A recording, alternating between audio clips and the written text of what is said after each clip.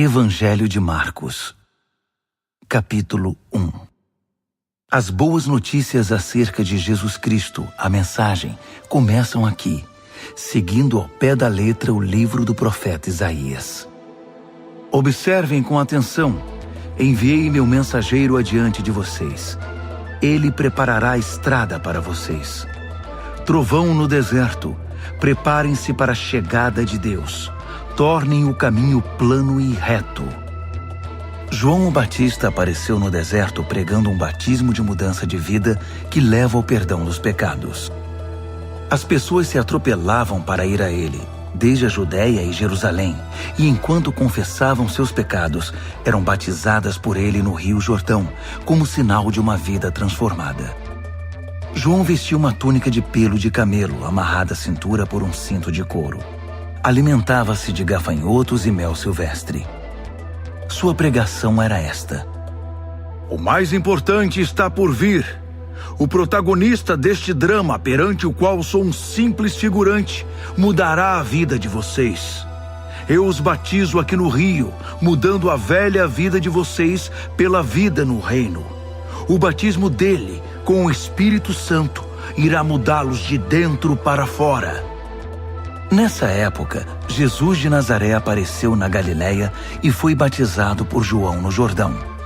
Assim que saiu da água, Jesus viu o céu aberto e o Espírito de Deus, à semelhança de uma pomba, descendo sobre ele. Com a visão do Espírito, ouviu-se uma voz: Você é o meu filho, escolhido e marcado pelo meu amor, a alegria da minha vida. Imediatamente o Espírito guiou Jesus ao deserto. Durante 40 dias e noites, ele foi testado por Satanás. Animais selvagens eram sua companhia e os anjos tomavam conta dele. Depois que João foi preso, Jesus mudou-se para a Galiléia e ali pregava: O tempo é agora. O reino de Deus está aqui. Mudem de vida e creiam na mensagem. Caminhando pela praia do mar da Galiléia, Jesus avistou Simão e seu irmão André pescando com redes. Era nisso que trabalhavam. Jesus convidou-os: Venham comigo. Vou fazer de vocês um novo tipo de pescadores. Vou mostrar como pescar pessoas em vez de peixes. Sem fazer uma pergunta, eles simplesmente largaram as redes e foram com ele. Alguns metros adiante, perto da praia, ele viu os irmãos Tiago e João, filhos de Zebedeu, que estavam no barco consertando as redes. Jesus fez aos dois a mesma proposta. Imediatamente, eles deixaram seu pai, Zebedeu, o barco e os empregados e o acompanharam. Eles entraram em Cafarnaum. Quando o sábado chegou, Jesus foi logo para a sinagoga e passou o dia lá ensinando. O povo ficou admirado com seu ensino objetivo e confiante, sem os sofismas e as citações usados pelos líderes religiosos. De repente, estando ele ainda na sinagoga, a reunião foi interrompida por um homem extremamente perturbado, que gritava: O que você veio fazer aqui conosco, Jesus? Sei o que você veio fazer aqui, Nazareno. Você é o Santo de Deus e veio aqui para nos destruir. Jesus ordenou: Quieto, saia dele. O espírito perturbador agitou o homem, protestou em voz alta e saiu. Os ouvintes impressionados cochichavam entre si: O que está acontecendo aqui? Um novo ensinamento com demonstração prática? Ele consegue calar espíritos demoníacos imundos e ainda os expulsa. A notícia correu rapidamente e todos na Galiléia ficaram sabendo do incidente. Jesus saiu da sinagoga e foi para a casa de Simão e André, acompanhado por Tiago e João. A sogra de Simão estava de cama, ardendo em febre. Informado disso, Jesus foi até onde ela estava, pegou-a pela mão e a fez levantar-se. Tão logo a febre a deixou, ela foi preparar o jantar para eles. Ao anoitecer, depois do pôr do sol, foram trazidas a ele pessoas doentes e afligidas por espíritos malignos. a cidade inteira fez fila na porta da casa. Ele curou os corpos doentes e as almas atormentadas. Os demônios conheciam sua verdadeira identidade, mas ele não permitia que se pronunciassem. Ainda não havia amanhecido quando ele se levantou e retirou-se para orar num lugar isolado. Simão e os que estavam com ele foram procurá-lo. Eles o encontraram e disseram: Todos estão à tua procura? Jesus decidiu: Vamos a outras cidades para que eu possa pregar ali também. Faz parte da minha missão. Assim, por toda a Galiléia, ele visitou sinagogas, que era um lugar de reunião, pregando e expulsando demônios. Um leproso aproximou-se dele, ajoelhou-se e implorou: Se o Senhor quiser, pode me purificar. Emocionado, Jesus estendeu a mão, tocou o leproso e disse: Quero, fique limpo. A lepra desapareceu na hora. A pele do homem ficou lisa e saudável. Jesus o despediu com ordens estritas: Não diga nada a ninguém. Apenas se apresente ao sacerdote e leve a oferta de purificação, como Moisés prescreveu, para validar a cura diante da comunidade. Mas assim que se afastou de Jesus, o homem saiu contando a cura que recebera, espalhando a notícia por toda a cidade. Jesus então passou a entrar na cidade de modo mais discreto, pois já não podia fazer isso publicamente. No entanto, ele logo foi encontrado, e o povo corria para ele, vindo de todos os lugares. Marcos, capítulo 2. Passados alguns dias, Jesus voltou para Cafarnaum, e a notícia de que ele havia voltado logo se espalhou. Uma multidão se formou, bloqueando a entrada da casa, de modo que ninguém podia entrar ou sair. Ele estava ensinando a palavra, quando 4 homens apareceram, carregando um paralítico. Eles não conseguiram entrar por causa da multidão. Por isso removeram parte do telhado e desceram um paralítico em sua maca. Impressionado com tanta fé, Jesus disse ao paralítico: Filho, eu perdoo os seus pecados. Alguns líderes religiosos que estavam presentes começaram a cochichar entre si: Ele não pode falar assim. Que blasfêmia! Só Deus pode perdoar pecados. Jesus sabia o que eles estavam pensando e perguntou: Por que se mostram céticos? O que acham que é mais fácil? Dizer, eu perdoo os seus pecados, ou levante-se, pegue sua maca e comece a andar? Pois bem, para que fique claro que sou o Filho do Homem e estou autorizado a fazer uma coisa e outra, voltou-se para o paralítico e ordenou: Levante-se, pegue sua maca e vá para casa. E o homem assim fez. Levantou-se, pegou sua maca e saiu andando diante de todos. Eles esfregaram os olhos, custando acreditar no que viam. Mas então louvaram a Deus. Nunca vimos nada igual! Jesus foi uma vez mais caminhar à beira-mar, e de novo uma multidão foi atrás dele para ouvir seu ensino. Caminhando, ele viu Levi, filho de Alfeu, que era cobrador de impostos. Jesus convidou: Venha comigo. Ele se levantou e passou a segui-lo. Mais tarde, Jesus e os discípulos estavam jantando na casa de Levi, e seus convidados eram pessoas de má reputação. Surpreendentemente, alguns deles se tornaram seguidores de Jesus. Os líderes religiosos e os fariseus, vendo Jesus na companhia daquela gente, foram tomar satisfação com os discípulos. Que exemplo ele está dando, andando com essa gente desonesta e essa ralé? Jesus escutou a crítica e reagiu: Quem precisa de médico? Quem é saudável ou quem é doente? Estou aqui para dar atenção aos de fora, não para mimar os da casa que se acham justos. Os discípulos de João e os discípulos dos fariseus tinham o costume de jejuar. Por isso, alguns foram perguntar a Jesus: por que os seguidores de João e os fariseus adotam a disciplina do jejum, mas os seus seguidores não? Jesus respondeu: numa festa de casamento, vocês não economizam no bolo nem no vinho, porque estão festejando. Depois, poderão até precisar economizar, mas não durante a festa. Enquanto o noivo e a noiva estão com vocês, é tudo alegria. Depois que os noivos forem embora, o jejum pode começar. Ninguém joga água fria na fogueira enquanto tem gente em volta. Essa é a vinda do reino. Ele continuou: ninguém corta um cachecol de seda para remendar uma roupa velha. Usa-se um remendo que combine. Ninguém guarda vinho em garrafas rachadas. Num sábado, Jesus atravessava uma plantação de cereal. Enquanto caminhavam, os discípulos descascaram algumas espigas. Os fariseus reclamaram com Jesus: seus discípulos estão quebrando as regras do sábado. Jesus reagiu: é mesmo? Vocês nunca leram o que Davi e seus companheiros fizeram quando estavam com fome?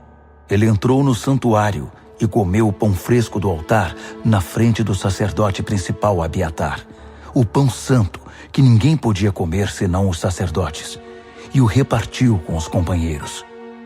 Jesus acrescentou: o sábado foi feito para o nosso benefício. Não somos escravos do sábado. O Filho do Homem não é escravo do sábado. É o Senhor dele. Marcos, capítulo 3. Depois disso, ele voltou à sinagoga e estava ali um homem que tinha uma das mãos aleijada. Os fariseus estavam de olho para ver se ele iria curá-lo, quebrando o sábado. Ele disse ao homem da mão aleijada: fique aqui, onde todos possam vê-lo. Então ele perguntou aos presentes: que atitude é coerente com o sábado? Fazer o bem ou o mal? Ajudar as pessoas ou deixá-las sem ajuda? Ninguém disse nada. Ele os encarou um a um, indignado com a religiosidade inflexível deles, e então ordenou ao homem: estenda a mão. Ele a estendeu. Ela ficou perfeita. Os fariseus se retiraram imediatamente, discutindo como unir forças com os partidários de Herodes para acabar com Jesus. Jesus partiu com seus discípulos para o mar, só para sair dali. Mas uma multidão imensa foi atrás dele. Gente da Galiléia, da Judéia, de Jerusalém, da Idumeia, da região próxima do Jordão e das vizinhanças de Tiro e Sidom. Um mundaréu de gente desejosa de conhecer ao vivo aquele de quem tanto tinham ouvido falar. Ele recomendou aos discípulos que tivessem um barco preparado. Assim, não seria atropelado pela multidão. Pelo fato de ele haver curado muitas pessoas, todos os que sofriam de algum mal se acotovelavam para chegar o mais perto possível dele e tocá-lo. E no caso dos espíritos malignos, quando o reconheciam, caíam e gritavam: você é o Filho de Deus! Mas Jesus não dava atenção a eles. Fazia-os calar, proibindo-os de dizer em público quem ele era. Ele subiu a uma montanha e convidou alguns para o acompanhar. Foram juntos, e ali ele escolheu 12 e os designou apóstolos. Jesus os reuniu para enviá-los a proclamar a palavra. Também lhes daria autoridade para expulsar demônios. Os 12 são: Simão. Jesus mais tarde chamou Pedro, que significa rocha. Tiago, filho de Zebedeu. João, irmão de Tiago. Jesus passou a chamar os irmãos Zebedeu de Boanerges, que significa filhos do trovão. André, Felipe, Bartolomeu, Mateus, Tomé, Tiago, filho de Alfeu, Tadeu, Simão o Zelote, Judas Iscariotes, que o traiu. Jesus foi para casa e, como sempre, uma multidão se formou em volta. Era tanta gente pedindo ajuda que ele não tinha tempo nem para comer. Alguns parentes, informados da situação, foram tirá-lo de lá, até pela força, se necessário. Eles suspeitavam que Jesus estava perdendo o juízo. Os líderes religiosos de Jerusalém espalharam o boato de que ele estava praticando magia negra, fazendo truques diabólicos para impressionar o povo, mostrando poder espiritual. Jesus contestou a calúnia. Faz sentido um demônio lutar contra outro demônio? Satanás expulsaria o próprio Satanás? Uma família que vive brigando se desintegrará. Se Satanás expulsa Satanás, não irá se destruir? Acham que é possível, em plena luz do dia, entrar na casa de um homem forte e acordado e roubar seus bens sem amarrá-lo primeiro? Amarrem-no e então poderão roubá-lo. Faço aqui uma advertência. Não há nada dito ou feito que não possa ser perdoado.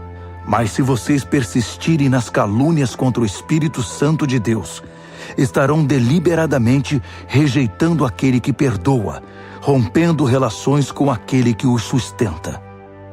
Ele fez essa advertência porque era acusado por eles de ter ligação com o maligno. Naquele momento, sua mãe e seus irmãos apareceram. Estando do lado de fora, mandaram um recado, dizendo que queriam falar com ele. Ele estava cercado pela multidão quando recebeu o recado. Sua mãe e seus irmãos estão lá fora à sua procura. Jesus respondeu: Quem vocês acham que são minha mãe e meus irmãos? Olhando ao redor para cada um dos que estavam sentados à sua volta, ele declarou: Estão bem aqui na frente de vocês. Esses são minha mãe e meus irmãos. Mais vale a obediência que laços de sangue. Quem faz a vontade de Deus é meu irmão, irmã e mãe. Marcos, capítulo 4. Ele voltou a ensinar à beira da praia. A multidão que se formou em torno dele era tão grande que ele entrou num barco perto da praia e assentou-se. Jesus usou o barco como púlpito, enquanto o povo se acotovelava perto da água. Ele ensinava por meio de histórias, muitas histórias. Ouçam, o que vocês acham? Um agricultor estava semeando. Enquanto fazia seu trabalho, algumas sementes caíram pelo caminho e aves as comeram. Outras caíram no meio dos pedregulhos. Brotaram rapidamente, mas não aprofundaram raízes. Com o calor do sol, secaram tão rapidamente quanto haviam brotado. Outras ainda caíram no meio das ervas daninhas. As sementes chegaram a brotar, mas foram sufocadas. Nenhuma sobreviveu.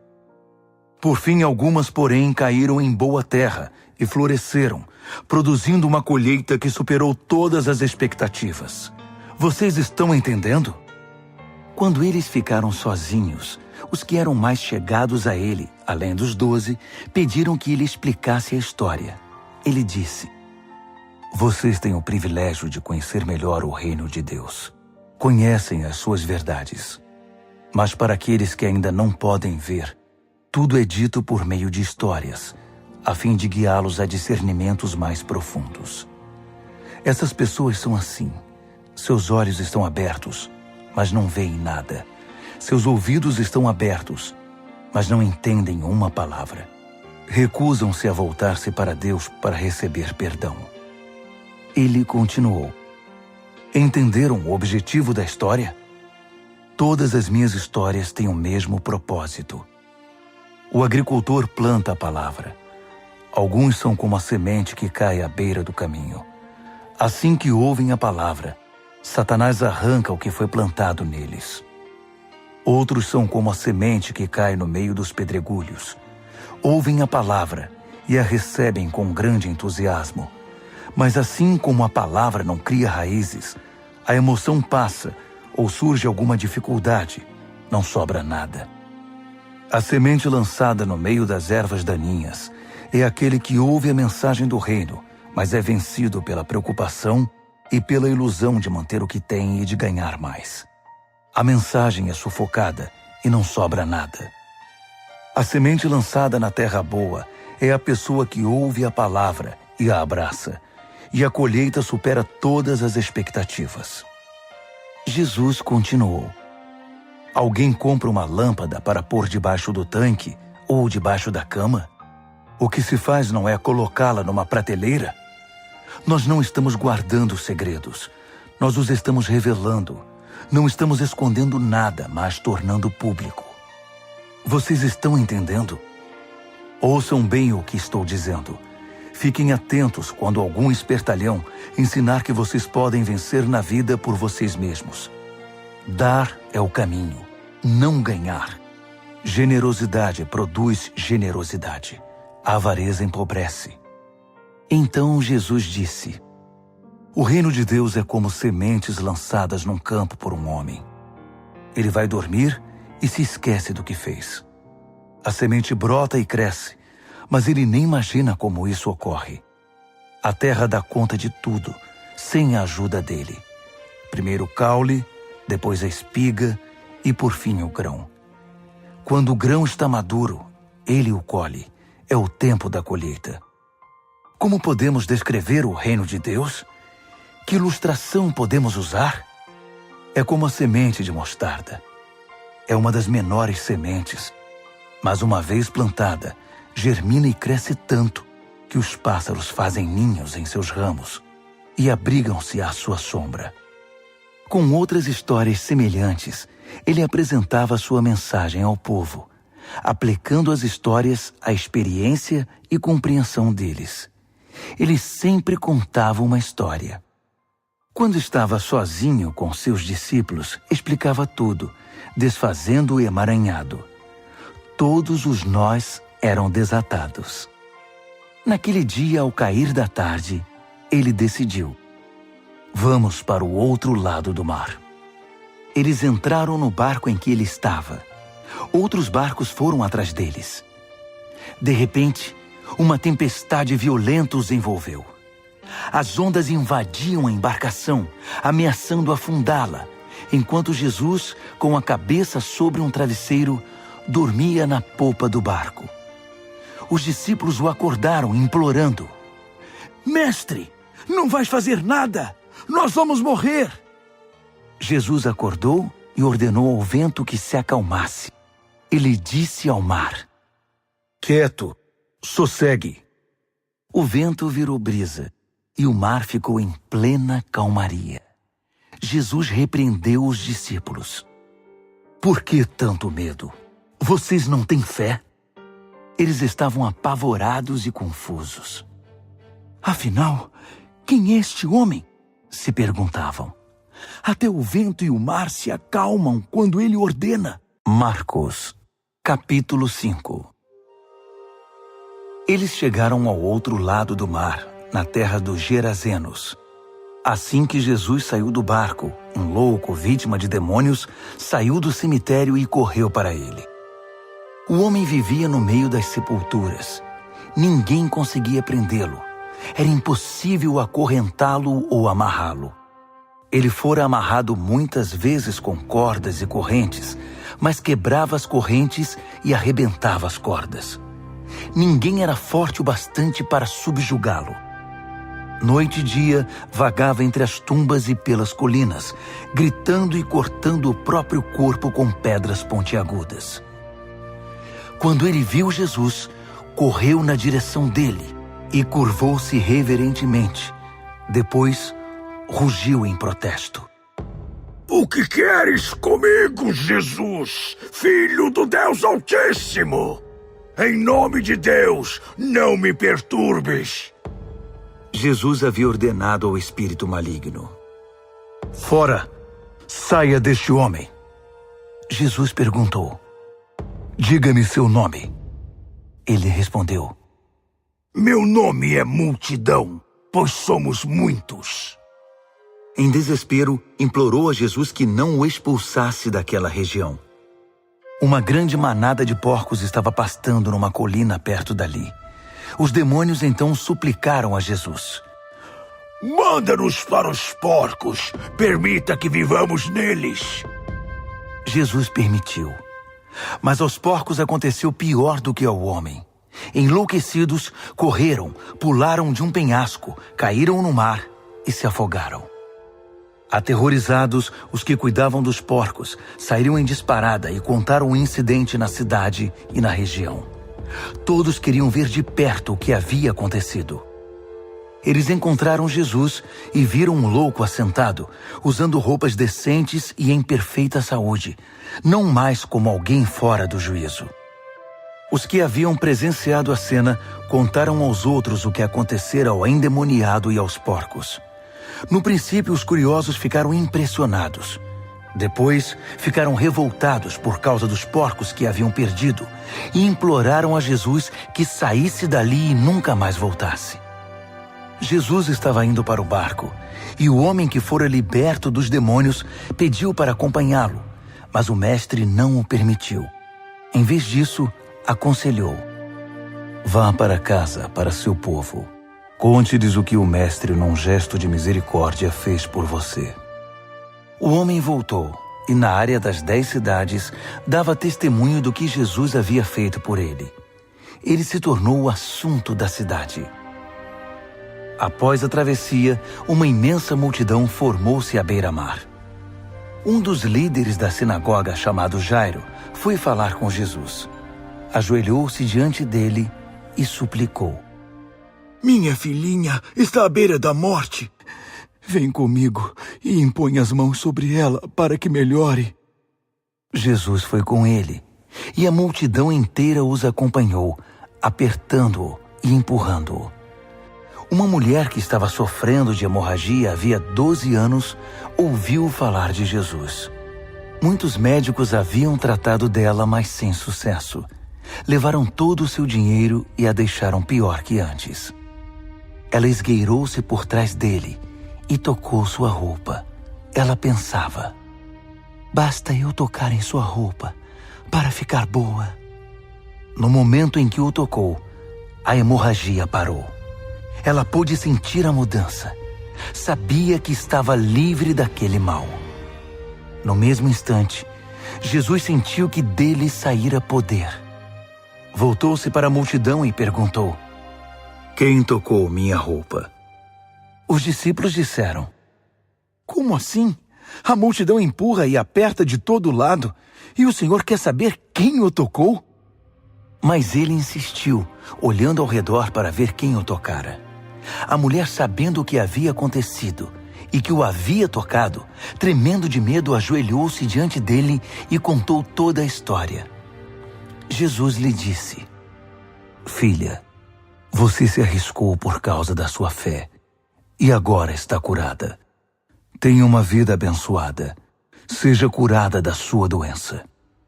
Enquanto ele ainda falava, algumas pessoas chegaram da casa do líder da sinagoga e informaram: sua filha morreu. Por que continuar incomodando o mestre? Ouvindo o que diziam, Jesus tranquilizou o homem: não dê atenção a eles. Apenas confie em mim. Ele não permitiu que ninguém fosse com ele, exceto Pedro, Tiago e João. Entraram na casa, abrindo caminho entre os fofoqueiros, sempre ávidos por uma novidade, e pelos vizinhos que haviam trazido comida. Jesus foi ríspido com eles. Por que todo esse falatório e essa choradeira sem sentido? A criança não está morta, está dormindo. As pessoas na casa zombavam dele, achando que ele não sabia o que estava dizendo.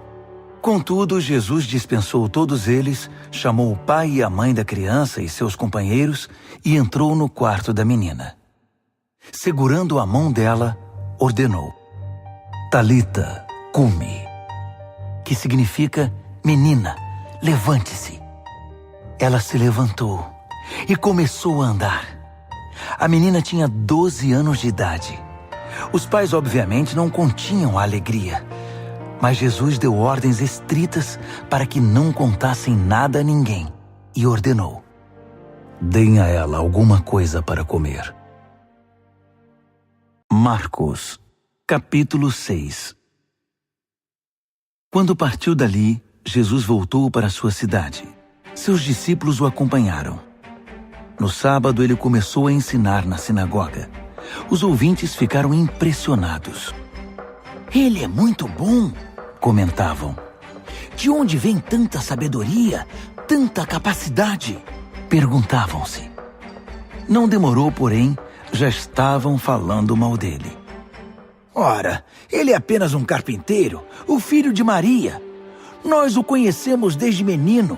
Conhecemos também seus irmãos, Tiago, José, Judas e Simão, e suas irmãs.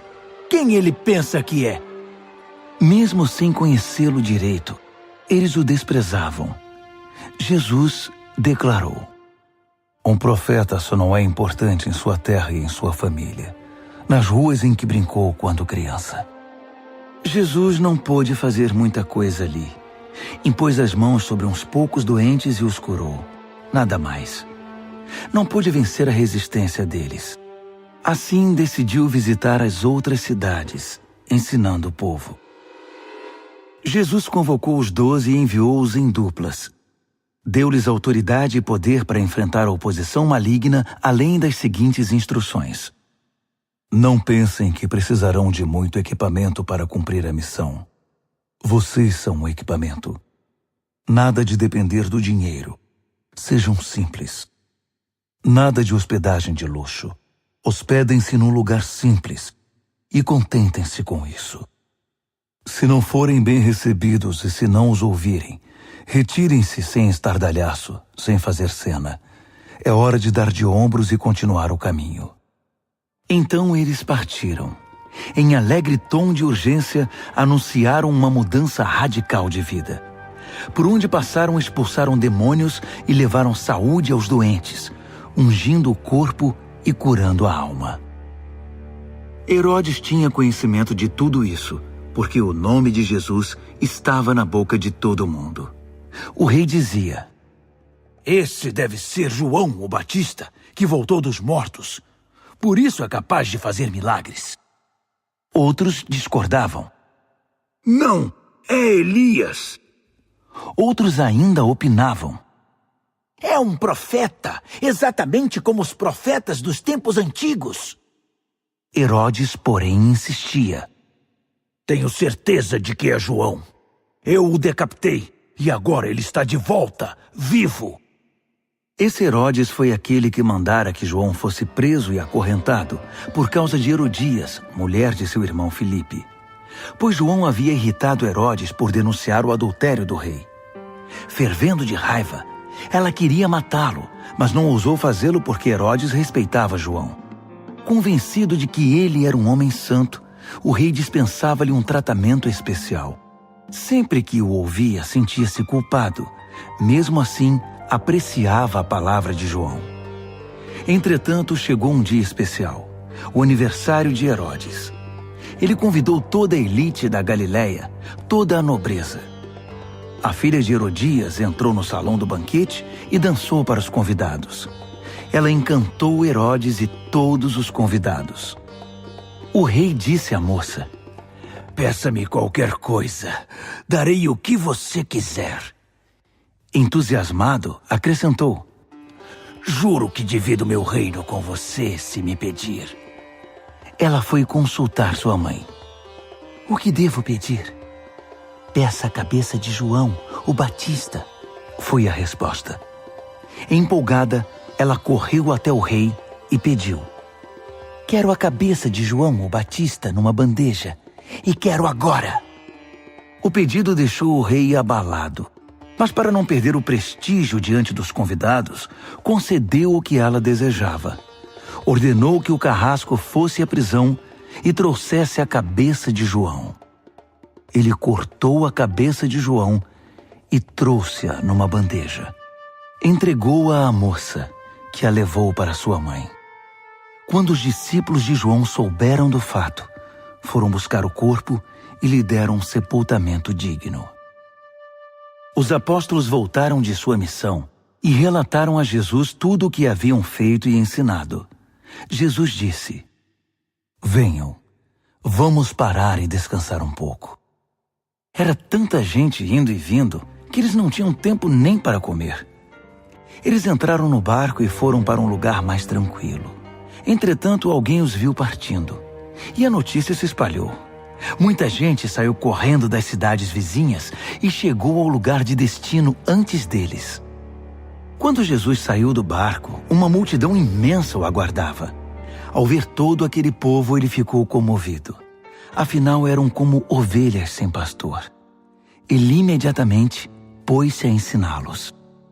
Já no cair da tarde, os discípulos viram que Jesus estava se alongando e o interromperam.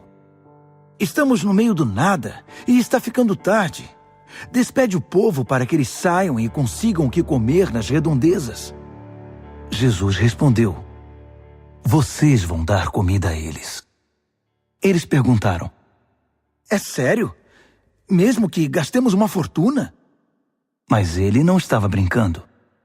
Quantos pães vocês têm? Verifiquem. Não demorou para saberem. 5 pães e 2 peixes, informaram. Jesus mandou que todos se assentassem em grupos de 50 ou de 100 na grama verde. Ele tomou os 5 pães e os 2 peixes, olhou para o céu, orou, abençoou o pão, partiu e entregou tudo aos discípulos, que por sua vez o repartiram com o povo. Ele fez o mesmo com o peixe.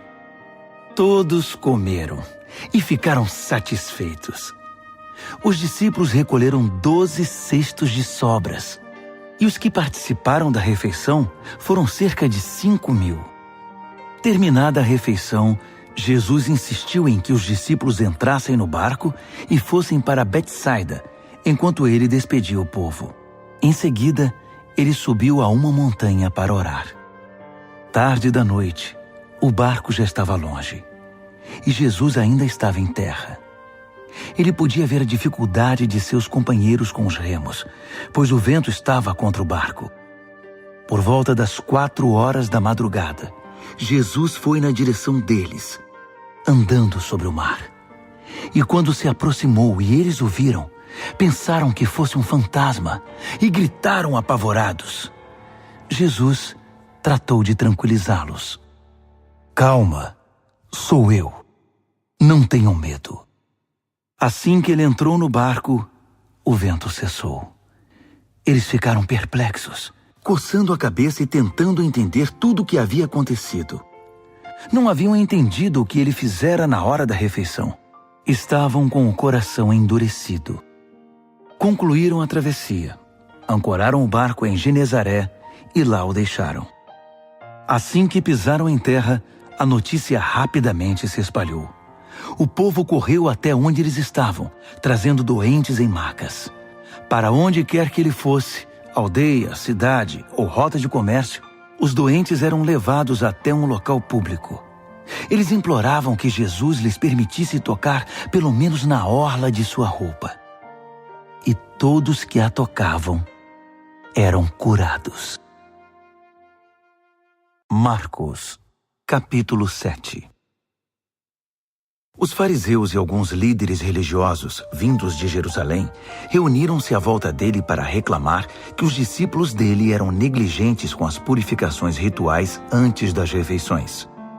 Os fariseus e judeus em geral jamais participariam de uma refeição sem primeiro proceder ao ritual da lavagem das mãos, principalmente se tivessem chegado da feira, para não mencionar como limpavam canecas, panelas e outras vasilhas. Os fariseus e os líderes religiosos perguntaram: por que seus discípulos desrespeitam as leis, fazendo as refeições sem lavar as mãos? Jesus reagiu: Isaías estava certo a respeito de enganadores como vocês. Ele acertou em cheio. Esse povo faz um grande show, dizendo as coisas certas, mas o coração deles não está nem aí para o que dizem. Fazem de conta que me adoram, mas é tudo encenação. Eles me usam apenas como desculpa para ensinar o que se adapta ao seu gosto, alterando o mandamento de Deus e sempre adotando modismos. Ele continuou: que conveniente, não? Vocês se livram do mandamento de Deus para seguir os modismos religiosos sem serem incomodados. Moisés disse claramente: respeitem seu pai e sua mãe. Disse também: Quem desrespeitar o pai ou a mãe será morto. Mas vocês driblam um mandamento, alegando que é perfeitamente aceitável dizer ao pai ou à mãe: vou ofertar a Deus a ajuda financeira que eu deveria dar a vocês. Assim, vocês se livram da obrigação que têm para com os pais. Vocês anulam a palavra de Deus e a trocam por suas próprias regras. Vocês são especialistas nesse tipo de coisa. Dirigindo-se à multidão, ele acrescentou: ouçam agora, todos vocês. Prestem bastante atenção. Não é o que vocês comem que contamina a vida. É o que sai de vocês. Essa é a verdadeira contaminação. Ele voltou para casa depois de falar à multidão e seus discípulos disseram: não entendemos. O Senhor poderia nos explicar? Jesus respondeu: vocês também? Será que não entendem? Não sabem que o que se come não pode contaminar ninguém? Pois o que se come não vai para o coração, mas para o estômago. É digerido e depois é eliminado. Com isso, Jesus desafiou as minuciosas leis dietéticas dos judeus, afirmando que todos os alimentos podem ser comidos. Ele continuou: o que contamina é o que sai da pessoa. É do coração que vomitamos maus pensamentos, obscenidade, imoralidade, roubo, assassinato, adultério, cobiça, depravação, engano, bebedice, olhar maldoso, calúnia, arrogância, insensatez. Essa é a verdadeira contaminação. Dali, Jesus partiu e foi para os arredores de Tiro. Entrou numa casa para não ser encontrado, mas a notícia de sua chegada se espalhou. Ele estava dentro de casa quando uma mulher, cuja filha era perturbada por um espírito maligno, ficou sabendo de sua presença ali. Ela se ajoelhou aos seus pés, implorando ajuda. A mulher era grega, cirofenícia de nascimento, e pediu que ele curasse sua filha. Ele disse: espere sua vez. Os filhos devem ser alimentados primeiro. Se sobrar alguma coisa, os cães poderão comer. Ela foi rápida. Entendo, mestre, mas os cães não comem das migalhas que os filhos deixam cair? Jesus ficou impressionado. Tem razão. Vá para casa. Sua filha não está mais perturbada. A aflição demoníaca se foi. Ela foi para casa e encontrou a filha tranquila na cama, livre daqueles tormentos. Ele deixou a região de Tiro e voltou para o mar da Galileia, passando por Sidom e pelo distrito das 10 cidades. Algumas pessoas trouxeram um homem que não podia ouvir nem falar e pediram a Jesus que impusesse as mãos sobre ele. Jesus tocou nos ouvidos do homem e passou-lhe um pouco de saliva na língua.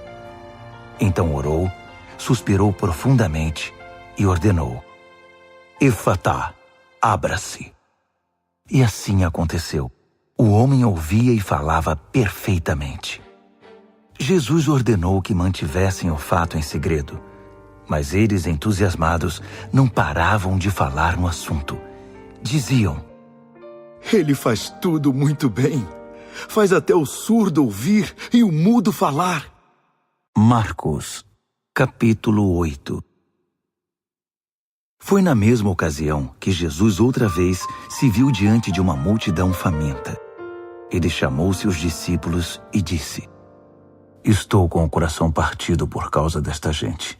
Há 3 dias estão comigo e não tenho o que comer. Não posso mandá-los embora com fome. Vão acabar desmaiando no caminho. Alguns vieram de muito longe. Os discípulos perguntaram: Mas onde vamos encontrar comida suficiente para todos neste lugar deserto? Jesus perguntou: Quantos pães vocês têm? 7 pães, informaram. Jesus então mandou que o povo se assentasse. Depois de ter dado graças, tomou os 7 pães, partiu-os e entregou-os aos discípulos para que os repartissem com o povo. Havia também alguns peixes. Ele abençoou os peixes e ordenou aos discípulos que os repartissem de igual modo. Todos comeram à vontade, e foram necessários 7 grandes cestos para recolher as sobras. E os que participaram da refeição foram cerca de 4.000. Depois de despedir a multidão, Jesus entrou no barco com os discípulos e foram para Dalmanuta. Quando chegaram, os fariseus vieram pressioná-lo para que ele desse uma prova de quem era. Desafiado, Jesus perguntou: por que esta geração pede um sinal milagroso como garantia? A verdade é que vocês não terão sinal nenhum. Dali ele voltou para o barco e dirigiu-se para o outro lado do mar. Os discípulos, porém, esqueceram-se de levar pão, exceto por um pedaço. Aproveitando a oportunidade, Jesus aconselhou-os: fiquem de olho no fermento dos fariseus e dos partidários de Herodes. Pensando que ele os repreendia por haverem esquecido o pão, começaram a culpar um ao outro. Percebendo o que se passava, Jesus perguntou: por que estão discutindo por haverem esquecido o pão? Não entenderam ainda? Não conseguem perceber? Não se lembram dos 5 pães que demos aos 5.000? Quantos cestos de sobras vocês recolheram? Eles responderam: 12. E dos 7 pães para os 4.000? Quantos cestos de sobras vocês recolheram? 7. Ele perguntou: ainda não entendem? Ao chegarem eles a Betsaida, algumas pessoas trouxeram um cego e pediram a Jesus que o tocasse. Tomando-o pela mão, ele o levou para fora da cidade. Passou saliva nos olhos do homem, impôs as mãos sobre ele e perguntou: consegue ver alguma coisa? Ele olhou para cima e disse: vejo homens, só que eles parecem árvores andando. Jesus voltou a impor as mãos sobre ele. Dessa vez, o homem percebeu que havia recuperado completamente a visão. Agora via tudo com perfeição. Jesus mandou-o para casa, advertindo: não entre na cidade. Jesus e seus discípulos visitaram as cidades ao redor de Cesareia de Filipe. Enquanto caminhavam, ele perguntou: quem o povo diz que eu sou? Eles responderam: alguns pensam que é João o Batista, outros acham que é Elias. Há quem pense que é algum dos profetas. Ele insistiu: e vocês, quem acham que eu sou? Pedro declarou: tu és o Cristo, o Messias. Jesus pediu que guardassem segredo, que não dissessem nada a ninguém. Em seguida, resolveu explicar algumas coisas.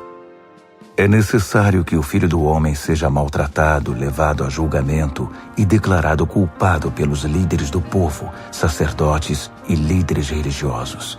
Que seja morto e 3 dias depois ressuscite. Ele falava de modo simples e claro para que todos entendessem. Pedro, porém, protestou, segurando-lhe o braço. Vendo que os discípulos hesitavam em aceitar os fatos, Jesus repreendeu Pedro. Pedro, saia do meu caminho.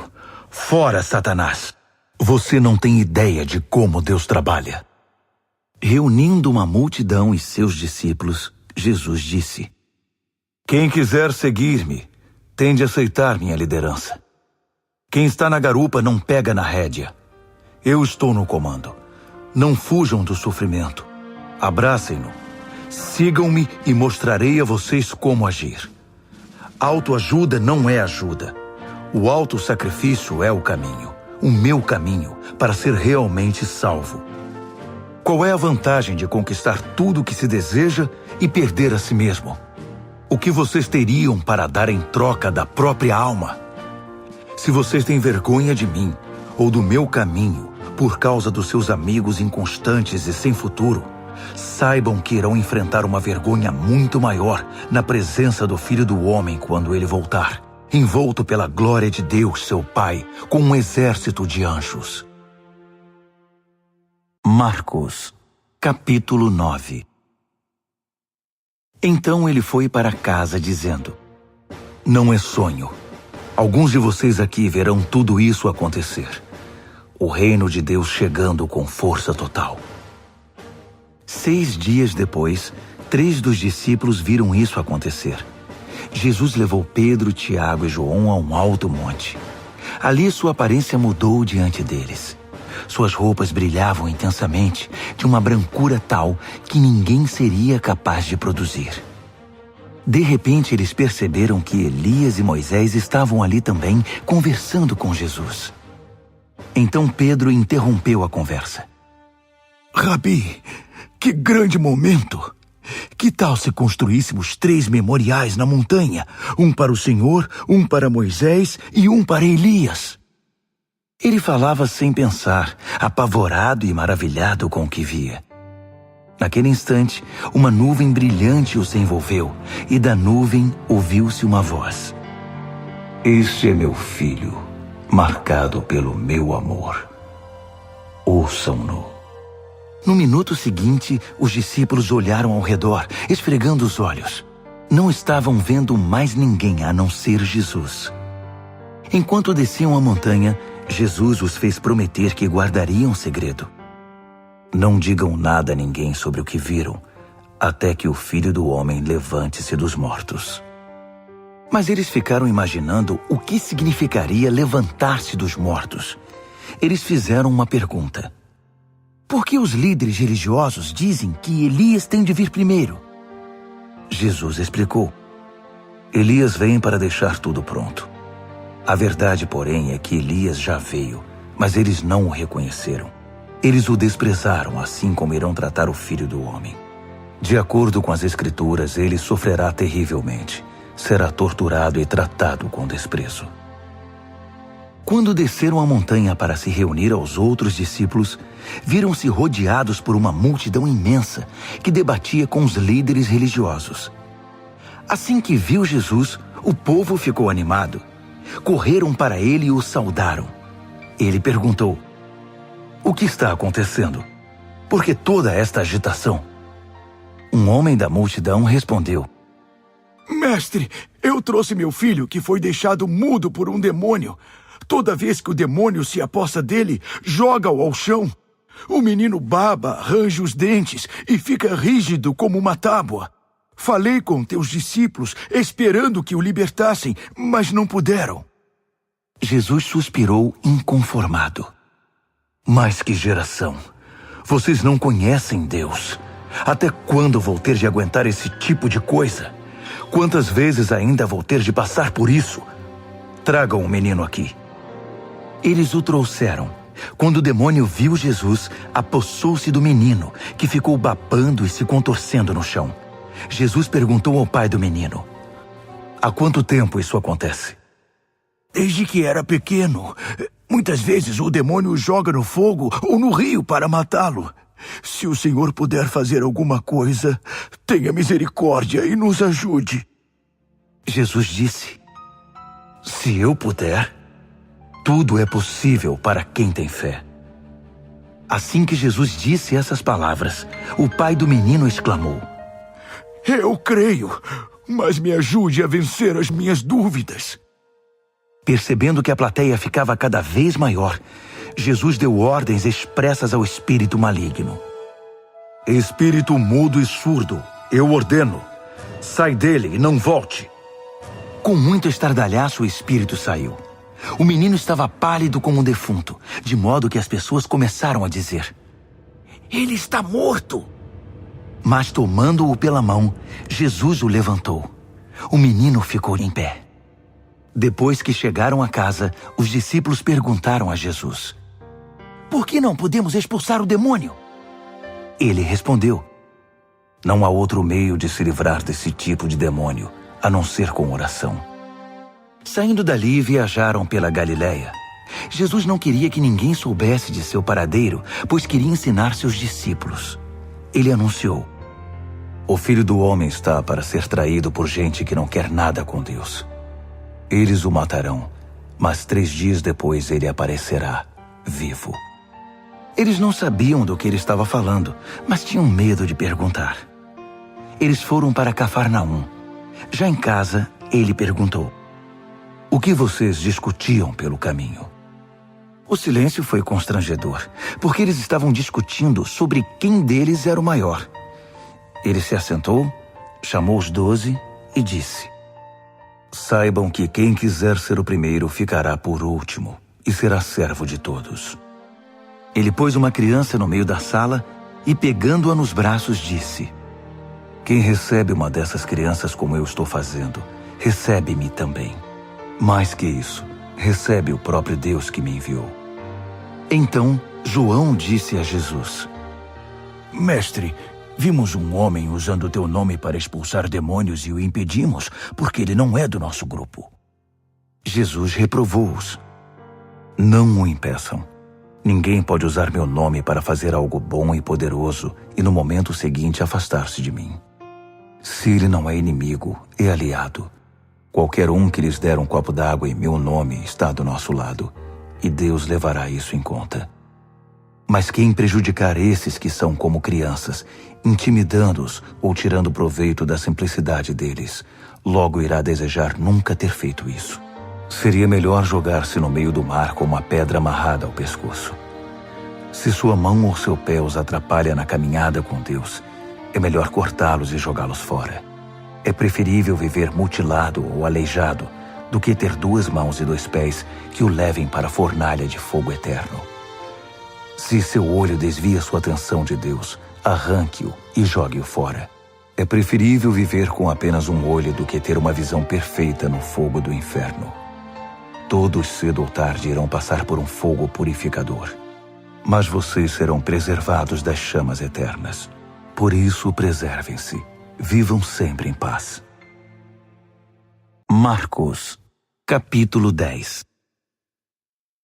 Dali ele foi para a região da Judéia, do outro lado do Jordão. Como sempre, uma multidão o acompanhava, e ele punha-se a ensiná-los. Um dia, os fariseus vieram provocá-lo. É permitido a um homem divorciar-se de sua esposa? Jesus perguntou: O que Moisés determinou? Eles responderam: Moisés deu permissão que o marido a mandasse embora, dando-lhe uma certidão de divórcio. Jesus disse: Moisés deu esse mandamento apenas como concessão ao coração duro de vocês. Na criação, no plano original, Deus fez e uniu o homem e a mulher. Por isso, um homem deixa seu pai e sua mãe, e por meio do casamento se torna uma só carne com sua mulher. Não são mais 2 indivíduos, formam agora uma nova unidade. Deus criou uma união tão perfeita que ninguém pode ter a ousadia de profaná-la, separando-os. Depois que estavam em casa, os discípulos voltaram a tocar no assunto. Jesus foi muito direto. O homem que se divorcia de sua esposa para se casar com outra comete adultério contra ela. A mulher que se divorcia do marido para se casar com outro comete adultério também. Alguns estavam trazendo crianças a Jesus, na esperança de que ele as abençoasse. Mas os discípulos deram uma bronca nessa gente. Jesus não escondeu a irritação. Não tentem afastar essas crianças. Não as impeçam de vir a mim. O reino de Deus é feito de pessoas que são como crianças. Prestem atenção. Se vocês não aceitarem o reino de Deus com a simplicidade de uma criança, nunca entrarão nele. Então, tomando as crianças nos braços, impunha as mãos sobre elas e as abençoava. Jesus caminhava pela rua e um homem veio correndo, ajoelhou-se e perguntou: Bom mestre, que devo fazer para alcançar a vida eterna? Jesus perguntou: Por que você me chama bom? Ninguém é bom a não ser Deus. Você conhece os mandamentos. Não mate, não cometa adultério, não roube, não minta, não engane, honre seu pai e sua mãe. Ele disse: Mestre, faço tudo isso desde muito novo. Jesus olhou-o nos olhos e, cheio de amor por ele, disse: Falta algo. Venda tudo o que você tem e dê aos pobres. Toda a sua riqueza então estará no céu. Depois venha me seguir. Foi um choque. Aquela era a última coisa que ele esperava ouvir. Assim, abatido, ele se foi. Sendo muito apegado aos seus bens, não queria abrir mão de tudo. Enquanto observava, Jesus disse aos seus discípulos: Vocês fazem ideia de como é difícil para os ricos entrar no reino de Deus? Os discípulos foram pegos de surpresa, mas Jesus continuou: Vocês não imaginam como é difícil. É mais fácil um camelo passar pelo fundo de uma agulha. Os discípulos ficaram chocados. Se é assim, quem tem chance? Perguntaram. Jesus olhou bem firme para eles e disse: Ninguém tem chance se pensam que conseguirão pelo esforço próprio. A única maneira é deixar Deus agir. Só Ele tem o poder de fazer. Pedro então lhe disse: Nós deixamos tudo para te seguir. Jesus disse: Guardem isto. Ninguém que sacrifique casa, irmãos, irmãs, mãe, pai, filhos, propriedades, seja o que for, por minha causa e por causa da mensagem, sairá perdendo. Eles terão tudo de volta, multiplicado muitas vezes em casas, irmãos, irmãs, mães, filhos e propriedades, mas também em problemas. Terão ainda o prêmio da vida eterna. Aí está de novo a grande inversão. Muitos primeiros serão últimos, e muitos últimos primeiros. De volta à estrada, eles foram para Jerusalém. Jesus ia adiante, e eles o seguiam, confusos e um pouco amedrontados. Ele chamou os 12 e disse: Ouçam-me com atenção. Estamos a caminho de Jerusalém. Quando chegarmos lá, o Filho do Homem será entregue aos mestres da lei e aos líderes religiosos. Eles irão condená-lo à morte. Eles o entregarão aos romanos, que irão zombar dele, cuspir nele, torturá-lo e matá-lo. Mas depois de 3 dias, ele se levantará vivo. Tiago e João, filhos de Zebedeu, foram falar com Jesus. Mestre, queremos que o Senhor faça algo por nós. Verei se posso fazer. Eles pediram: Permite que tenhamos os lugares de maior honra na tua glória, um à tua direita e outro à esquerda. Jesus disse: Vocês não fazem ideia do que estão pedindo. Vocês são capazes de beber do cálice que estou para beber e de receber o batismo que estou para receber? Sem dúvida, disseram eles. Por que não?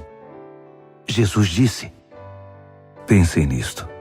Vocês vão mesmo beber o cálice que eu bebo e ser batizados com o meu batismo. Mas quanto aos lugares de honra, não é comigo. Isso já está decidido. Os outros 10 ouviram a conversa e ficaram indignados com Tiago e João. Então Jesus os reuniu para consertar a situação. Ele disse: Vocês já devem ter notado como o poder sobe a cabeça dos governantes deste mundo, que logo se tornam tiranos. Vocês não devem agir assim. Quem quiser ser o maior deve se tornar servo.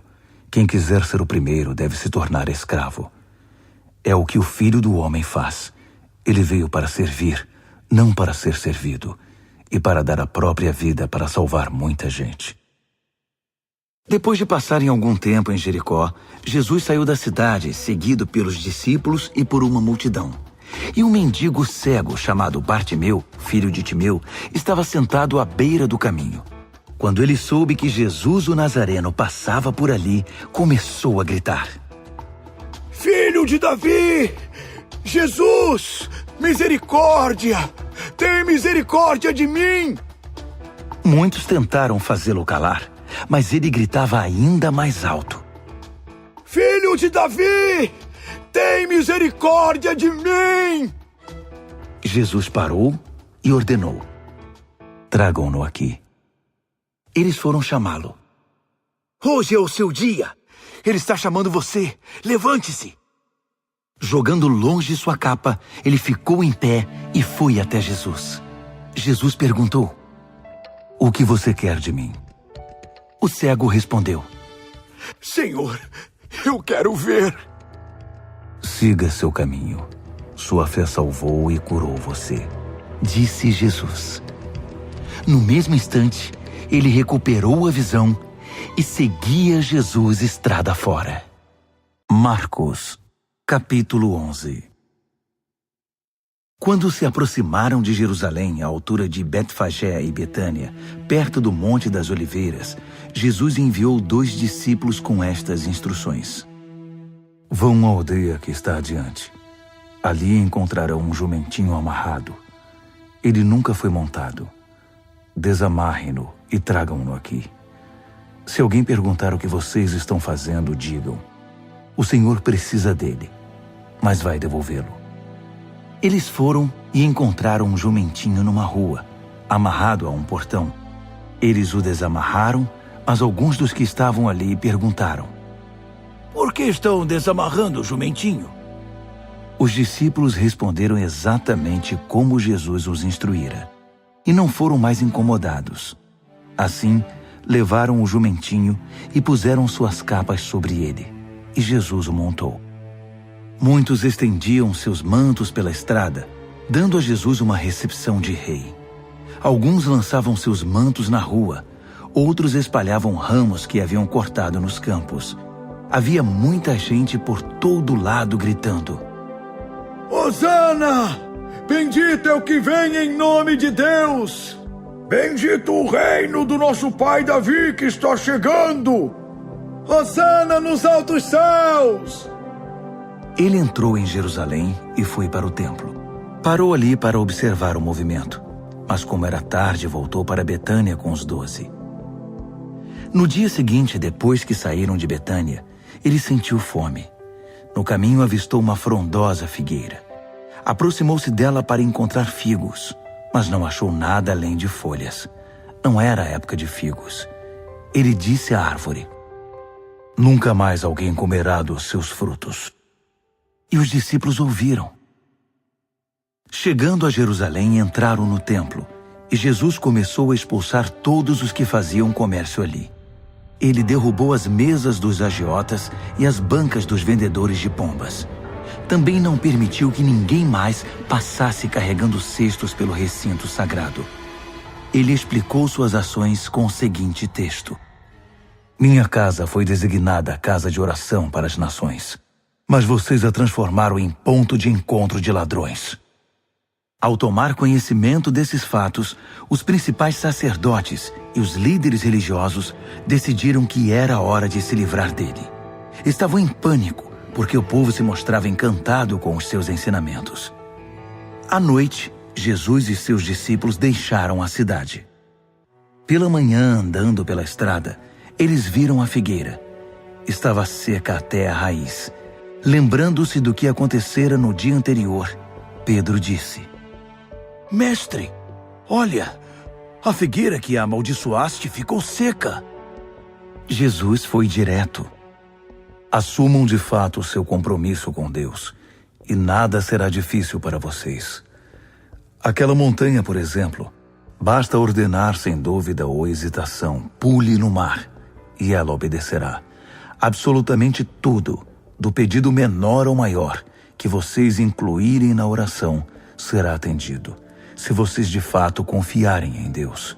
E quando orarem, lembrem-se de que não se trata apenas de pedir. Se vocês têm algo contra alguém, perdoem. Só então o Pai Celestial de vocês perdoará os seus pecados.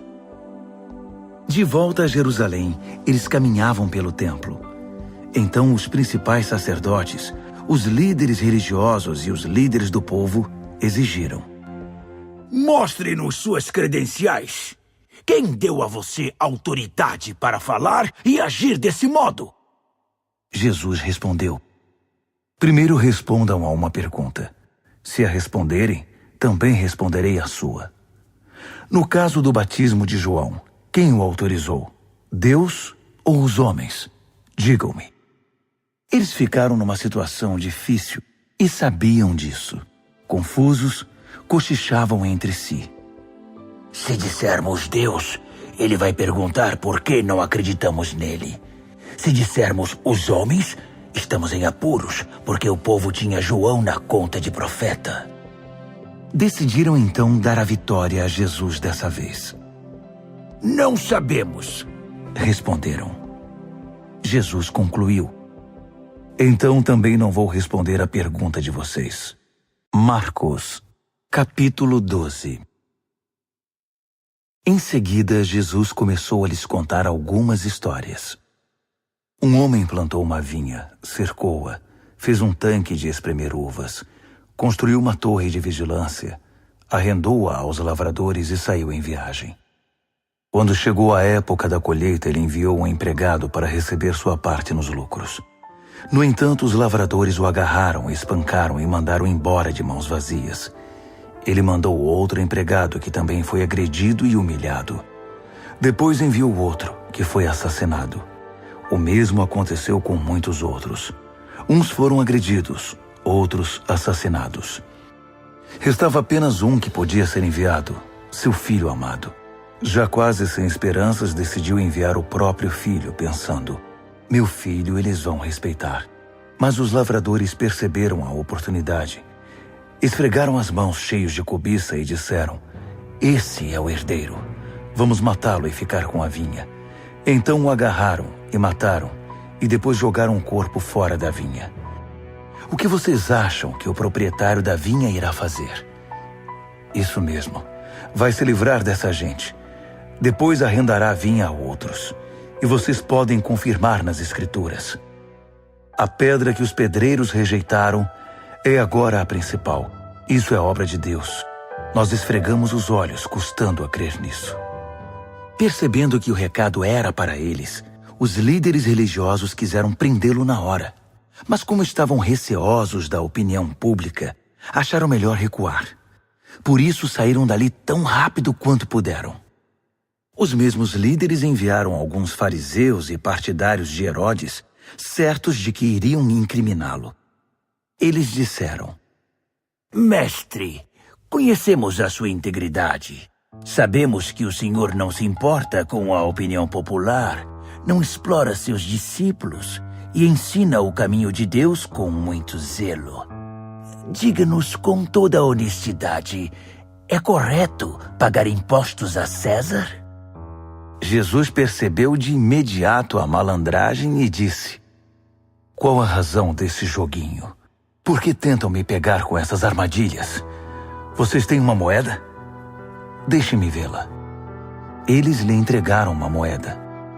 Quem é este que aparece na moeda? Que nome está gravado nela? César, disseram. Jesus concluiu: deem a César o que lhe pertence e deem a Deus o que lhe é devido. Eles ficaram de boca aberta, sem saber o que responder. Alguns saduceus, o grupo que nega a ressurreição, perguntaram a Jesus: Mestre, Moisés escreveu que se um homem morre sem filhos, o irmão dele é obrigado a se casar com a viúva e ter filhos com ela. Pois bem, havia 7 irmãos. O primeiro casou-se e morreu sem filhos. O segundo casou-se com a viúva. Ele morreu, mas também não teve filhos. O mesmo aconteceu com o terceiro. De fato, os 7 se casaram com ela, mas nada de filhos. Por fim, a mulher morreu. A pergunta é esta: na ressurreição, de quem ela será esposa? Afinal, ela foi casada com cada um deles. Jesus respondeu: vocês estão raciocinando errado e vou dizer por quê. Primeiro, não conhecem as Escrituras. Segundo, não sabem como Deus atua. Depois da ressurreição, o casamento já não mais existirá. Assim como os anjos, toda a nossa atenção estará em Deus. Com respeito à ressurreição dos mortos, vocês nunca leram as Escrituras? Vejam que Deus, de dentro da sarça, disse a Moisés: eu sou, não eu era, o Deus de Abraão, o Deus de Isaque e o Deus de Jacó. O Deus vivo é o Deus dos vivos, não dos mortos. Portanto, vocês não sabem de nada. Um dos líderes religiosos, depois de acompanhar os debates e perceber como Jesus era incisivo em suas respostas, fez uma pergunta: qual é o mais importante de todos os mandamentos? Jesus respondeu: o primeiro em importância é o seguinte: ouça, Israel, o Senhor seu Deus é único. Ame o Senhor seu Deus com toda a paixão, toda a fé, toda a inteligência e todas as forças. E o segundo é: ame o próximo como a você mesmo. Não há nenhum outro mandamento que se compare a esses. Um líder religioso disse: que resposta maravilhosa, mestre! Tão lúcida e precisa. Deus é único e não há outro. Devemos amá-lo com toda paixão, inteligência e forças e amar ao próximo como a nós mesmos. Isso é melhor que qualquer oferta ou sacrifício. Quando Jesus percebeu como aquele homem era sábio, comentou: Você está quase lá, quase no reino de Deus. A partir daquele momento, ninguém mais ousou fazer perguntas a Jesus. Enquanto ensinava no templo, Jesus perguntou: Como podem os líderes religiosos ensinar que o Messias é filho de Davi, quando todos sabemos que Davi, inspirado pelo Espírito Santo, disse: Deus disse ao meu Senhor: Assente-se aqui ao meu lado direito até que eu faça dos seus inimigos um descanso para os pés. Davi declara que o Messias é seu mestre. Como pode, então, o Messias ser também seu filho? A multidão estava maravilhada com o que ouvia. Ele continuou a ensinar: Cuidado com os líderes religiosos. O prazer deles é ostentar títulos acadêmicos, receber elogios publicamente, desfrutar posições de destaque e assentar-se nos lugares principais durante o serviço religioso. Além disso, o tempo todo eles exploram os fracos e indefesos. Quanto mais oram, pior fica a situação deles. Mas no fim, eles irão pagar por tudo isso. Assentado atrás de um gasofilácio, ele observava o povo depositar dinheiro na hora da coleta. Os ricos faziam ofertas voltosas, mas uma viúva pobre aproximou-se e ofertou 2 pequenas moedas, uns míseros centavos. Jesus chamou os discípulos em particular e comentou: A verdade é que essa viúva pobre deu uma oferta maior que a dos demais. Todos os outros deram do que não precisavam.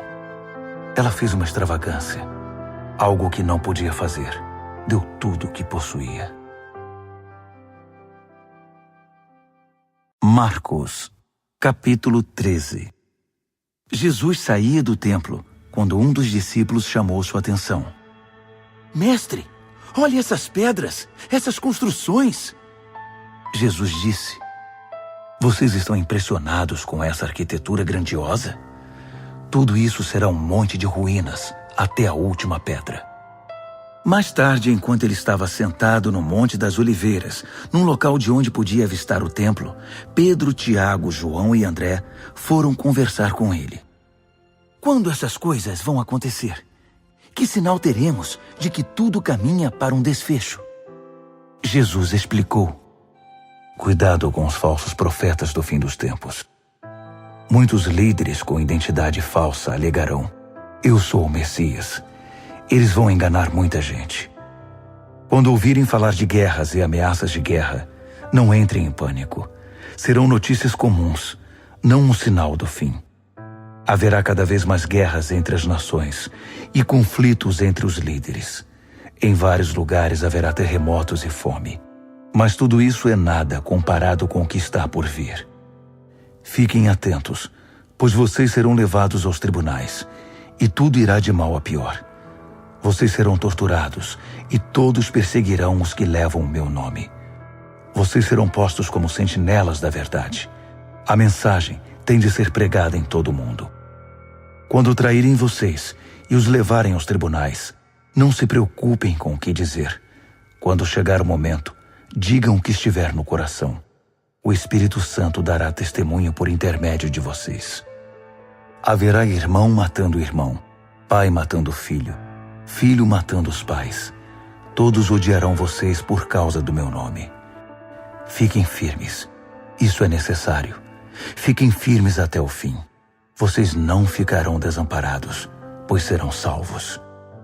Estejam preparados para fugir quando virem a besta da profanação, estabelecida onde nunca deveria estar.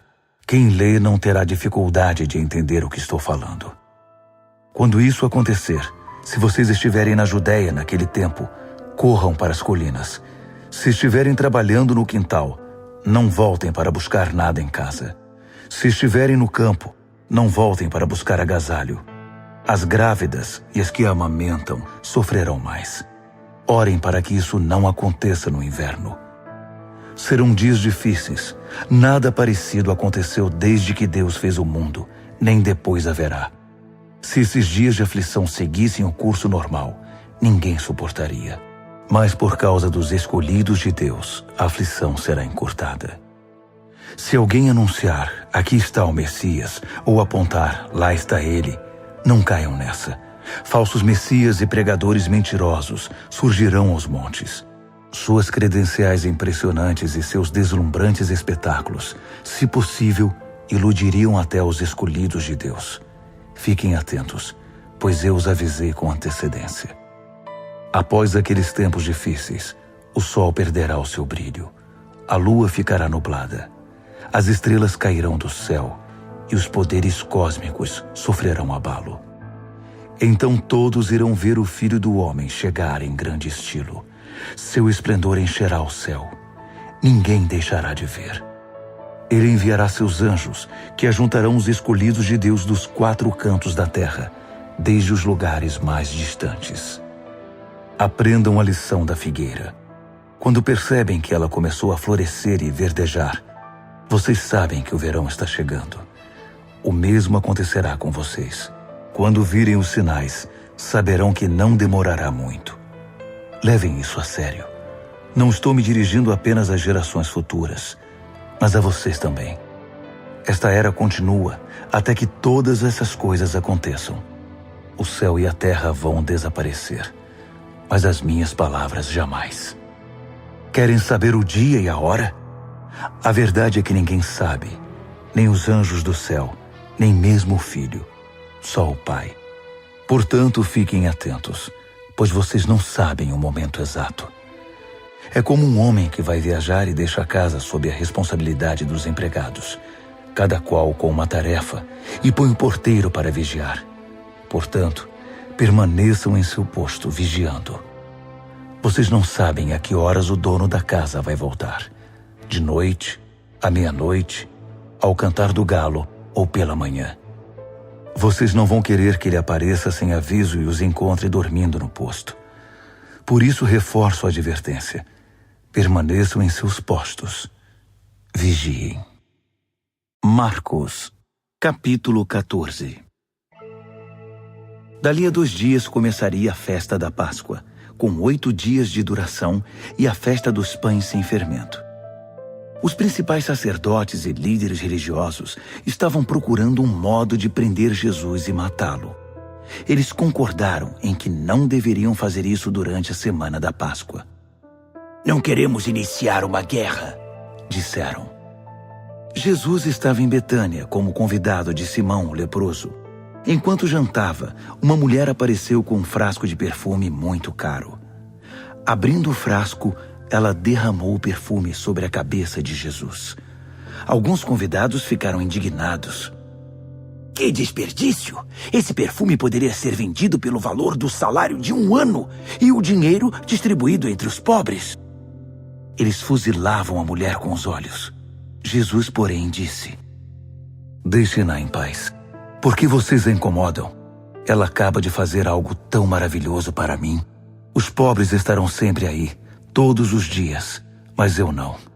Sempre que quiserem, poderão fazer algo por eles, mas não para mim. Ela fez o que pôde, quando pôde. Ungiu meu corpo para o sepultamento. Tenho certeza de uma coisa. Em qualquer lugar do mundo em que a mensagem for pregada, o que ela fez aqui será lembrado e admirado. Então Judas Iscariotes, um dos 12, procurou o sacerdote principal, determinado a trair Jesus. Eles mal podiam acreditar no que ouviam e lhe prometeram uma boa recompensa. Ele ficou apenas esperando o momento certo de entregá-lo. No primeiro dia da festa dos pães sem fermento, dia de preparar o sacrifício da Páscoa, os discípulos perguntaram a Jesus: Onde queres que preparemos a ceia da Páscoa? Ele orientou 2 dos discípulos. Vão para a cidade. Um homem com um jarro de água encontrará vocês. Sigam-no. Perguntem ao proprietário da casa em que ele entrar. O mestre quer saber em qual aposento ele poderá comer a ceia da Páscoa com seus discípulos. O homem mostrará a vocês uma sala no 2º andar, espaçosa, limpa e arrumada. Façam ali os preparativos.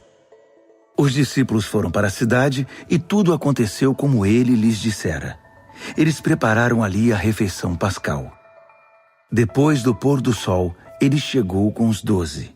Quando estavam à mesa, Jesus disse: Tenho algo difícil, mas importante a dizer. Um de vocês me trairá. Alguém que, neste momento, come comigo. Chocados, começaram a dizer um após o outro: Eu não!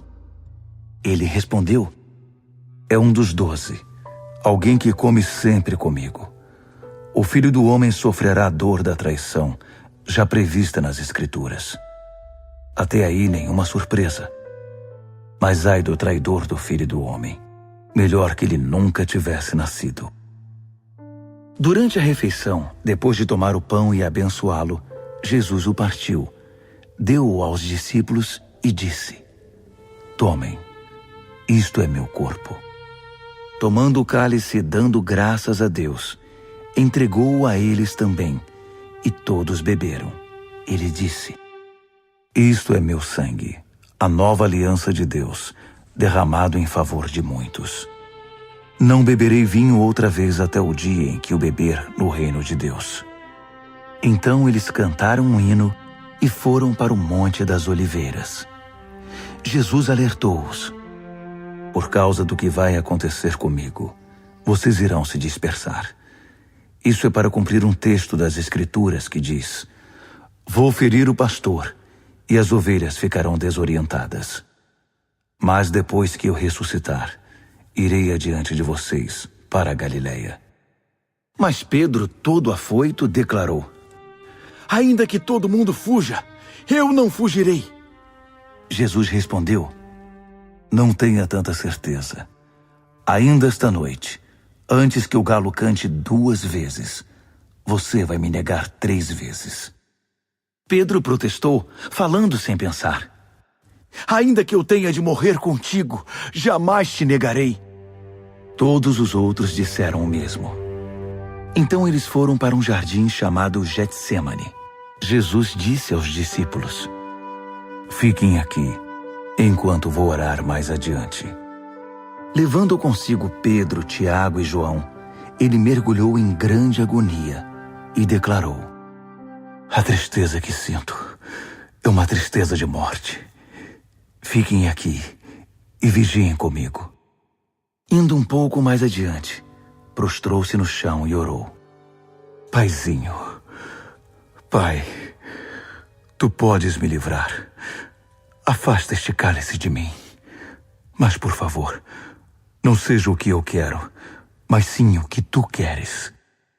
Quando voltou aos discípulos, encontrou os 3 dormindo e disse a Pedro: Simão, você veio para dormir? Não pode aguentar nem 1 hora? Fiquem atentos. Orem sempre para que não caiam em tentação antes mesmo de perceber o perigo. Uma parte de você está disposta a fazer qualquer coisa por Deus, mas a outra parte simplesmente não reage. Depois disso, voltou ao seu lugar e fez a mesma oração. Retornando mais uma vez, ele os encontrou dormindo. Eles simplesmente não conseguiam manter os olhos abertos e não tinham nem como se desculpar. Ele voltou pela 3ª vez e disse: Vocês vão dormir a noite toda? Minha hora chegou. O Filho do Homem está prestes a ser traído e entregue nas mãos dos pecadores. Levantem-se. Vamos. O traidor chegou.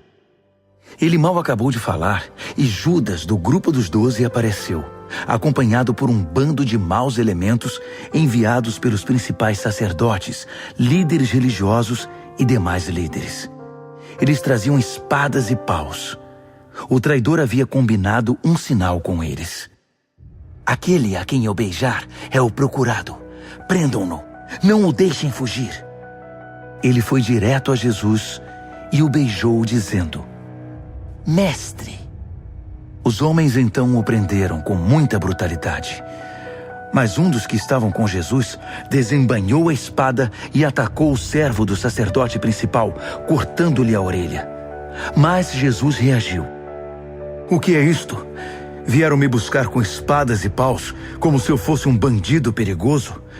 Dia após dia estive ensinando no templo, e vocês nunca moveram um dedo contra mim. Vocês acabam de confirmar os escritos proféticos. Nessa hora, todos os discípulos já haviam fugido.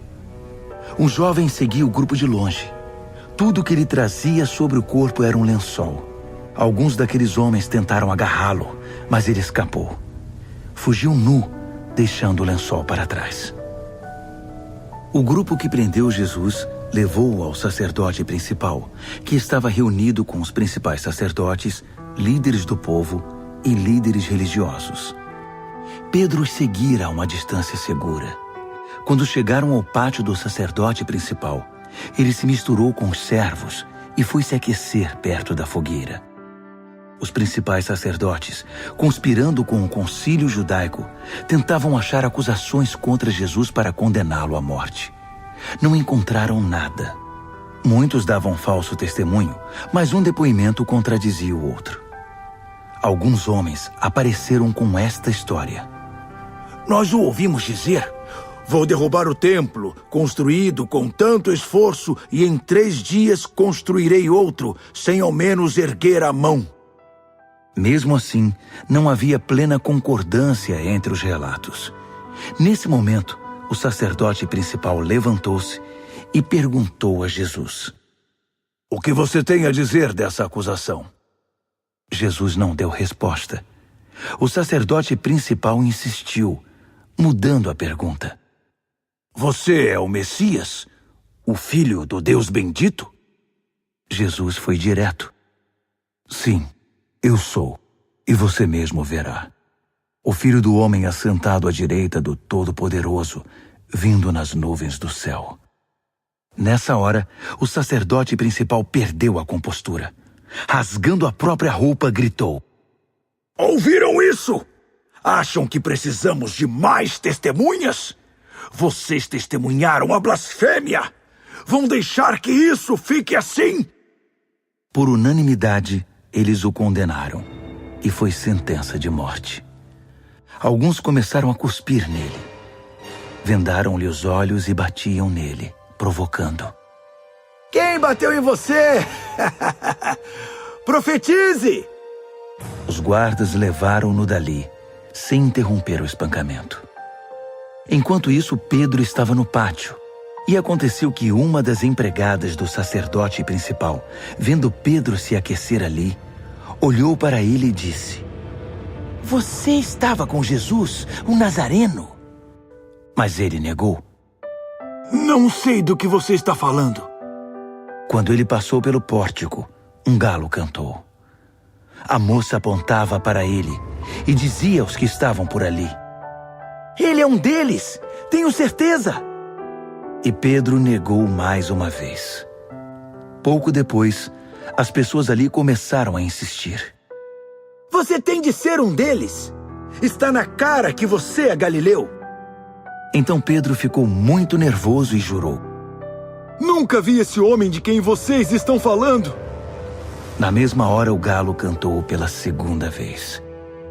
Pedro lembrou-se do que Jesus dissera: Antes que o galo cante 2 vezes, você vai me negar 3 vezes.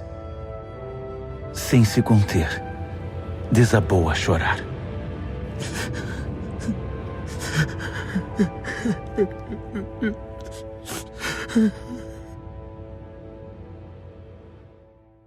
Marcos, capítulo 15.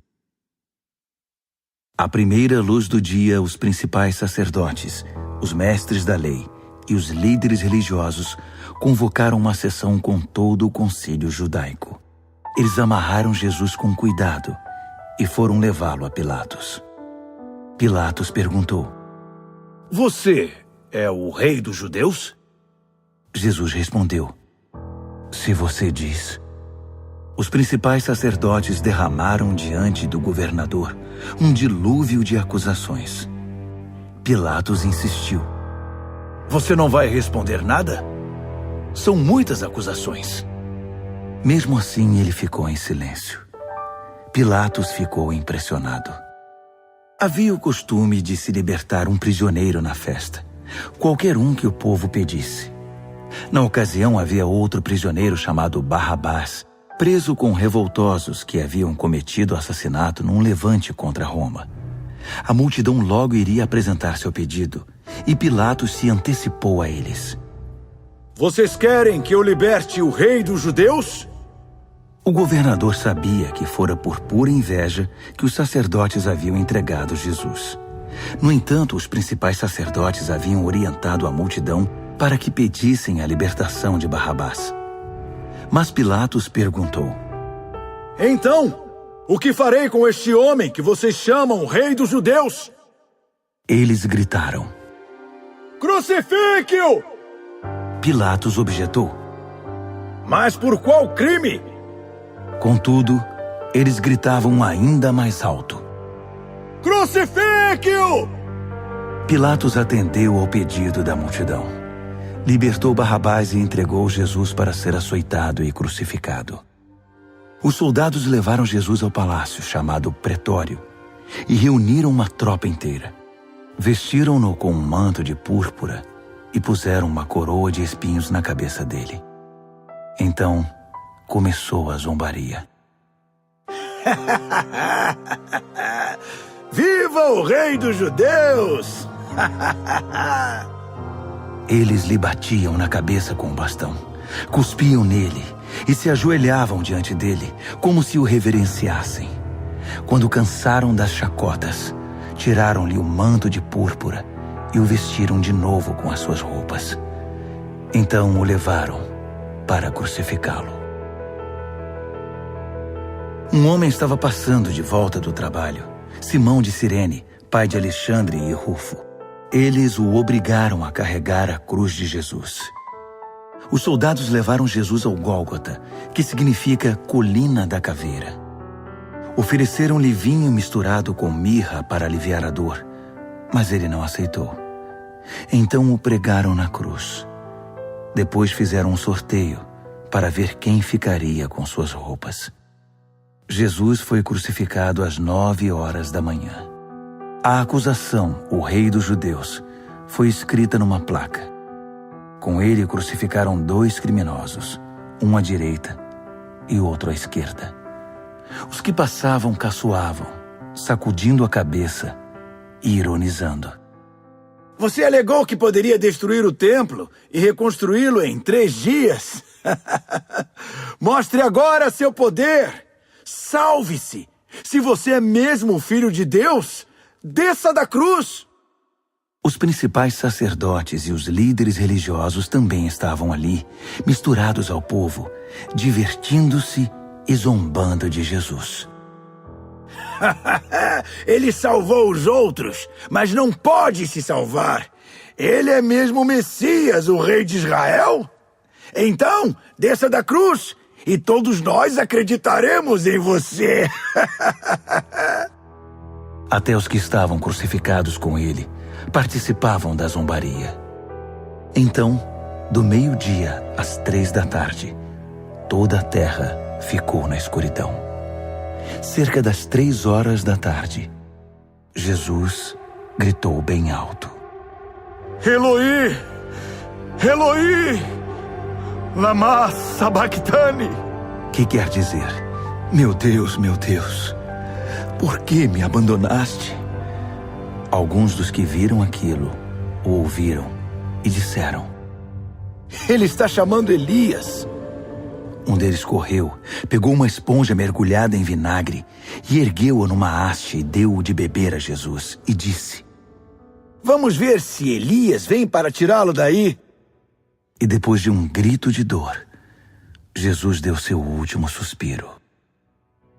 Naquele instante, a cortina do templo rasgou-se ao meio, de alto a baixo. Quando o capitão da guarda viu que Jesus já não respirava mais, exclamou: Ele era o Filho de Deus. Algumas mulheres observavam à distância. Entre elas Maria Madalena, Maria, mãe do jovem Tiago e de José, e Salomé. Quando Jesus estava na Galiléia, elas o seguiam e serviam e tinham vindo com ele para Jerusalém. Mais tarde, sendo o dia da preparação, isto é, a véspera do sábado, apareceu José de Arimateia, membro respeitado do concílio judaico. Ele aguardava com expectativa a vinda do reino de Deus.